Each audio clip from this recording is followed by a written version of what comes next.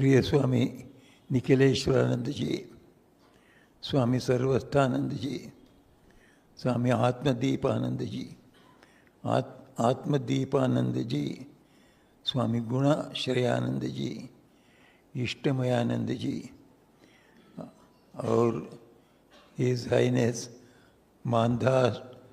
Mandhata Singh ji Jadeja ji, Thakur Saheb of Rajkot, Shri Vallabh Bhai Khatriya ji, ex central minister, और मेरे परम प्रिय भक्त वृंद और साधु सज्जन, मुझे बड़ा आनंद होता है आज कोई इस पब्लिक मीटिंग में भाग लेते। जैसे निखिलेश्वरानंद जी ने बताया,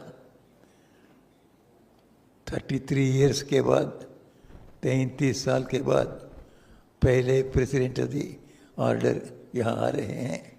मुझे ये पता नहीं था। ऐसा एक रिकॉर्ड ब्रेक कर रहा हूँ मैं सोचता हूँ यह भगवान श्री राम कृष्ण की कृपा है। सबके हाथ से रिकॉर्ड स्थापना करा देते हैं वो।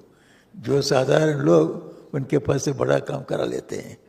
तो उनकी कृपा से आप भक्तों से मिलने का और यहाँ के साधु सज्जनों से मिलने का ये अवसर प्राप्त हुआ प्रभु की कृपा से।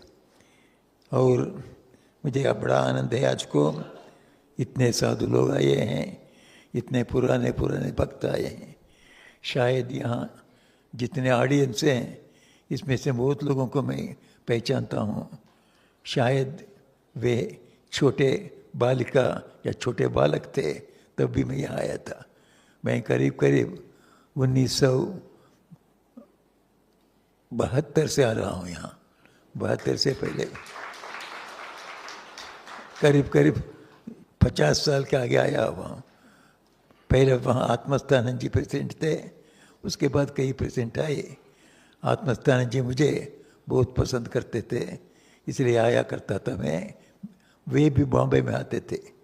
ये हर 4 साल में हम भूज में बॉम्बे आश्रम के ज़रिए वो क्या कहते हैं उसको, ड्राउट रिलीफ करते थे। हर एक साल में, हर एक 4 साल में रेगुलर वहाँ होता था ड्राउट रिलीफ। रेगुलर हम बॉम्बे से या राजकोट दोनों मिल के वहाँ ड्राउट रिलीफ करते थे। उस ड्राउट रिलीफ में आया हुआ हूँ, भूज में ठहरा हुआ हूँ। वहाँ पहले बार मैंने देखा गुजराती महिलाओं ने वहाँ सवेरे रात से रोटियाँ बना के तो सिर में लेके आते थे और हज़ार रोटी और छाछ तो लोगों को वितरण किया जाता था। और गान करते रोटी बनाते, गान करते वितरण करते। बड़ा आनंद हुआ। तो इसलिए भगवान की भक्ति तो वो उसके लिए पैसे की ज़रूरत नहीं, हृदय की ज़रूरत है, भक्ति की ज़रूरत है। वो प्रचुर बहुत परिमाण में गुजरात में है। सबके हृदय में भक्ति है। तो वो देख के मुझे बड़ा आनंद हुआ था तब। उसके बाद कई बार आया हुआ हूँ। तब तो गुजरात में इतनी डेवलपमेंट नहीं हुई थी आज को जितनी डेवलपमेंट हुई है। अब तो कलकत्ता में रवा होके 7-8 घंटे के बीच में राजकोट पहुंच जा सकता हूं।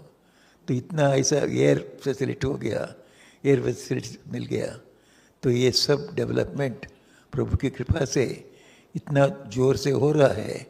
अर्थात उनकी कृपा जहाँ जहाँ भगवान श्री राम कृष्ण, स्वामी विवेकानंद, माता शारदा जी इनका संदेश पहुँचेगा, वहाँ एक विशेष उत्साह, विशेष शक्ति जन्म लेता है। इससे लोगों के बीच में अच्छी भावनाएं, अच्छे देशभक्ति की भावनाएं हैं, ईश भक्ति की भावनाएं दोनों होती हैं। देशभक्ति तो आगे ही थी महात्मा गांधी के समय से ही, फिर ईश भक्ति के साथ देशभक्ति मिलके आया विवेकानंद जी के बाद। विवेकानंद जी ने कहा देशभक्ति जो है वही ईश भक्ति है, क्योंकि जो मनुष्य हैं उसी के अंदर परमात्मा है। परमात्मा की सेवा मंदिर में जाकर करते हैं, बहुत अच्छा है। उससे भी बेहतर पूजा है जीवंत मनुष्य के अंदर उसकी सेवा। वे कहते थे मंदिर की सेवा बहुत अच्छा है, उसको पूर्ण करने के लिए उसी नारायण को, उसी भगवान को मनुष्य के अंदर देखकर मनुष्य की सेवा करो। मनुष्य की सेवा किसी किस्म से उनकी सेवा परमात्मा की सेवा का समान है। स्वामी विवेकानंद जी के इस संदेश ने हमारे देश को ही नहीं, दूसरे देशों को भी तो उद्धार कर दिया। मॉरिशस में मैं 1997-98 में एक बार गया था, उसके बाद मैं और एक बार गया था। जब गया था सेकेंड टाइम, हो सकता है 1999 में, तब उन लोगों ने कहा मॉरिशस आप जानते हैं एक बड़ा वर्ल्ड पिलग्रिम या टूरिस्ट जगह है, बहुत सुंदर जगह। तो वहाँ मेजॉरिटी पॉपुलेशन हिंदुस्तान के हैं, हिंदुस्तान के पॉपुलेशन वहाँ सेटल कर गए, 85% हो सकता है हिंदुस्तान से गए हैं। तो उनका government is headed always by ex Hindu. तो मैं वहाँ जब गया सेकेंड टाइम, उन्होंने बताया स्वामी जी यहाँ बहुत से बड़ा एक ऑडिटोरियम हॉल बनाया है, आप देखेंगे। मैंने कहा क्या विशेषता क्या है उसमें ऑडिटोरियम में? स्वामी वो 10,000 सीट का ऑडिटोरियम है। मैंने कहा ये तो ये टूरिस्ट आइलैंड है, यहाँ 10,000 लोग आए कि नहीं वो भी नहीं है, उसमें 10,000 हॉल क्यों बनाया? तो उन्होंने कहा नहीं ये बड़ा हॉल बनाया गवर्नमेंट ने, तब वाजपेयी का गवर्नमेंट था, उन्होंने हमें 50% पैसे दिए, उत्साह दिए, इंजीनियर्स दिए, इसलिए हम 10,000 हॉल का बनाया। 3,000 हमेशा रहेगा और 7,000 वॉल के साथ जुड़ा रहेगा, जब चाहिए उसको खींचने से 10,000 सीट हो जाता है। मैंने कहा ये तो बहुत अच्छी बात है। तो जाके देखा उसका नाम क्या है हॉल का, उन्होंने कहा international conference hall of Swami Vivekananda. Mauritius में हिंदुस्तान का गवर्नमेंट नहीं है, वो अलग गवर्नमेंट है, वहाँ का प्रेसिडेंट अलग है। तो वहाँ विवेकानंद जी का नाम कैसा चला गया? उन्होंने बताया आखिर में ये जब हॉल्स कंप्लीट हुआ तब बड़ा तर्क हुआ किसका नाम दिया जाए, तो बहुत से नाम आए, उसमें गांधी का नाम भी आया और हो सकता है दूसरे नाम भी आए होंगे। आखिर में किसी ने हमारे सर से जो गए थे उन्हें कहा क्यों विवेकानंद जी का नाम दें, सब भी लोग उसको अप्रूव कर दिया। तब से Swami Vivekananda international cultural conference hall उसके ऊपर लिखा हुआ है, सारे दुनिया से लोग आते हैं, बड़े बड़े मीटिंग करते हैं। और उसके पास जब गया देखा विवेकानंद जी का स्टैचू है एंट्रेंस में, और उसके नीचे लिखा हुआ है तो गरीबों को और दलितों को, पिछड़े लोगों को सेवा करना ये भगवान की ही सेवा है। इसको जात पात के विचार छोड़कर और कोई लिंग विचार को छोड़कर सबको ये जो सेवा करता है ये एक सार्वभौमिक धर्म हो सकता है, यूनिवर्सल रिलीजन हो सकता है, लिखा है। विवेकानंद जी का उद्गार है वो। विवेकानंद जी का संदेश हमारे देश को भी उद्धार किया, सारे देशों को उद्धार करता है। ये सब लोग इसको अनुसरण करके मनुष्य के अंदर परमात्मा की सेवा करना माने मनुष्य के अच्छाई के लिए, भलाई के लिए, मंगल के लिए सब चेष्टा करें। अब वही एब्सेंट है हमारा आधुनिक युग में। मनुष्य को सब कुछ प्राप्त हो गया है, फिर मनुष्य के बीच में प्रेम का अभाव है, नेशन के बीच में प्रेम का अभाव है। एक नेशन दूसरे नेशन को कंपटीशन करता है, कोऑपरेशन करना चाहिए, फिर कंपटीशन करते हैं। कंपटीशन में पड़ के ये जो कंपटीशन करता है इसकी भी तो अवनति होती है, जिसके साथ उसका भी अवनति होती, तो दोनों की अभिवृद्धि नहीं होती है। विवेकानंद जी का उद्गार मनुष्य के अंदर हार्ट आवे, हृदय आवे, प्रेम आवे। उन्होंने हमारे धर्म के बारे में कहा तुम लोगों के बीच में अच्छा धर्म है, एक का अभाव है, तुम धर्म के अंदर हृदय को निकाल दिया है। हृदय को छोड़कर तुम ब्रह्मसूत्र का पाठ करते हो, उपनिषद का पाठ करते हो, भगवत गीता का पाठ करते हो, कुछ नहीं होगा। मन के अंदर प्रेम लाओ, लोगों के लिए प्रार्थना करो, अपने लिए सुरत नहीं, लोगों के लिए रो, तुम्हारे लिए भी लो, दूसरों के लिए भी लो। ऐसा हृदय के साथ जो कुछ करोगे उसका परिणाम बहुत अच्छा होगा। इसीलिए तुम हृदय के अंदर मनुष्य की सेवा करने का भाव लाओ। इसलिए स्वामी विवेकानंद जी ने हमें कर्मयोग बताया। कर्मयोग का उनका कर्मयोग साधारण कर्मयोग नहीं है। शिव ज्ञाने जीव सेवा, शिव समझकर जीव की सेवा करो। जीव शिव ही है। शिव जीव, हम जो अपने को शरीर सोचते हैं हम शरीर नहीं हैं। शरीर के अंदर आत्मा है, वही हम हैं। यह आत्मा परमात्मा ये एक है, ये दोनों अलग अलग नहीं है। हमेशा जहाँ आत्मा है परमात्मा भी उसके साथ है, जहाँ परमात्मा है वहाँ भी आत्मा है। स्वामी जी बार बार कहते थे वही एक भगवान की पूजा करता हूँ जो सभी आत्माओं का एक समाहार स्वरूप है, एक जड़ित समूह है।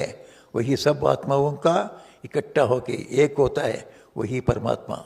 उसी परमात्मा के मैं विश्वास करता हूँ, उसी की सेवा में विश्वास करता हूँ।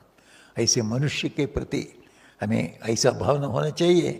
मनुष्य सामान्य नहीं है, वो छोटा बालक हो या वृद्ध हो, उसके अंदर आत्मा कोई छोटा भी नहीं होता है, बड़ा भी नहीं होता है। हमेशा आत्मा आत्मा ही रहता है, परमात्मा का अंश रहता है।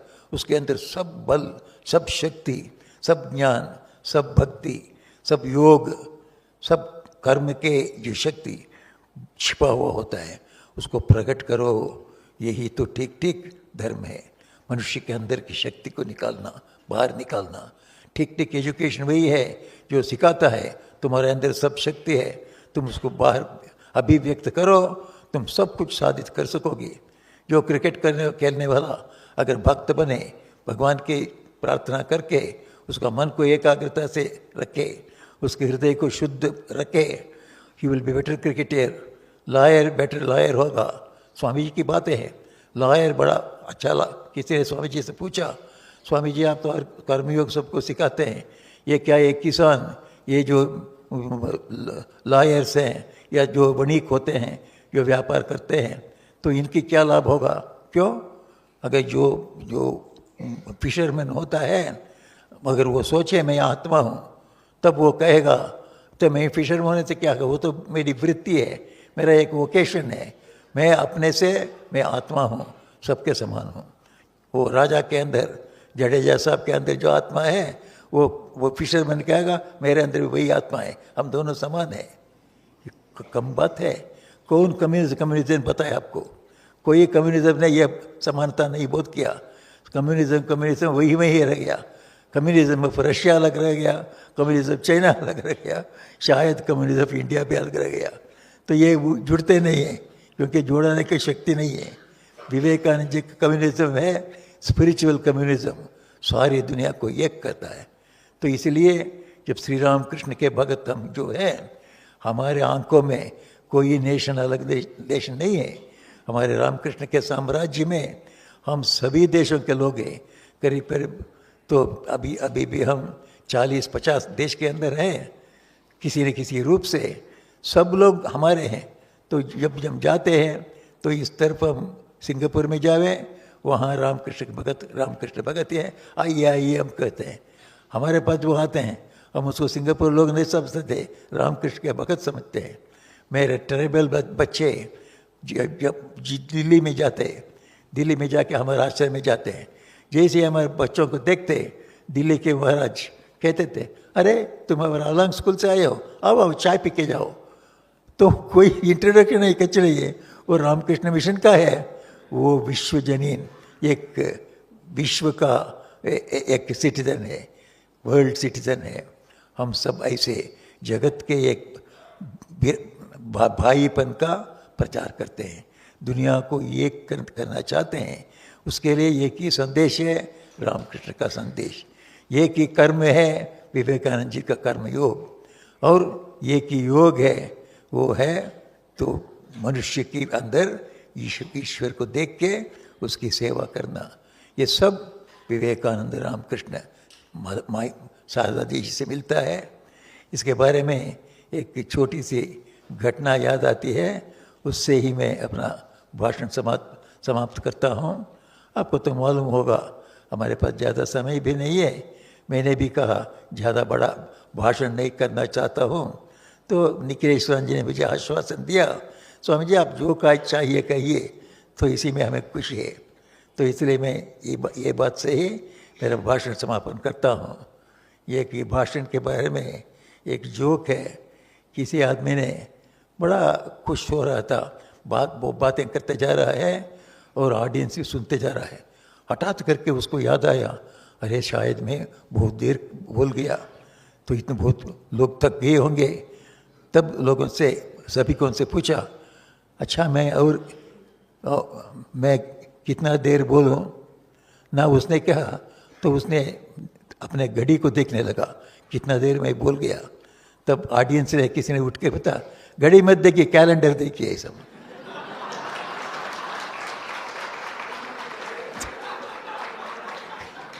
कभी कभी भाषण करने के वक्त ऐसा होता है, विशेष करके हमारे मन के मुताबिक जो सब्जेक्ट हो जाता है, जैसे रामकृष्ण विवेकानंद, हम कितना बोलते हैं हमको मालूम नहीं होता है। इसलिए आप सब लोग भी याद मुझे दिला दीजिए कि कैलेंडर दीजिए। तो इसमें तो स्वामी विवेकानंद रामकृष्ण, इसके बारे में हमारे देश में लोग कैसे भावना रखते हैं। एक बार श्री राम कृष्ण के बारे में किसी ने कहा, श्री राम कृष्ण तो बंगाल में उनका जन्म हुआ, जो बंगाल के हैं श्री राम कृष्ण, तो रामकृष्ण मिशन बंगाल से शुरू हुआ, ऐसा बोला। तो दूसरे देशों ने कहा, मद्रास वाली ने कहा, अरे श्री राम कृष्ण का प्रचार किसने किया? विवेकानंद जी ने कहा। विवेकानंद जी को पहचाना कौन पहले? बंगाल वाले नहीं पहुंचाए, मद्रास से पहुंचाए। तो उन्होंने उनको पहचाना, उन्होंने उनके लिए पैसा इकट्ठा करा, और उसके बाद यहाँ वाले तो खेतरी के राजा उसको पैसा भी दिए और दूसरी सहायता भी करी। वो अमेरिका में गए, रामकृष्ण का प्रचार हुआ। इसलिए तमिलनाडु बोलता है, हमने तो रामकृष्ण मिशन को शुरू किया। तो उसने एक बिहार से एक हमारे प्रोफेसर थे, प्रोफेसर लब भाई सब समझता हूँ उनका नाम, प्रोफेसर लब थे। तो ये लब, उन्होंने कहा रामकृष्ण मिशन शुरू हुआ बिहार से। सब लोगों को आश्चर्य हो गया। तो बंगाल समझ सकते हैं, तमिलनाडु समझ सकते हैं, बिहार कहाँ से शुरू हुआ? उन्होंने कहा, अरे बिहार में तो गया है, गया में तो खुदीराम गया, वहाँ उनके ड्रीम में तो आया,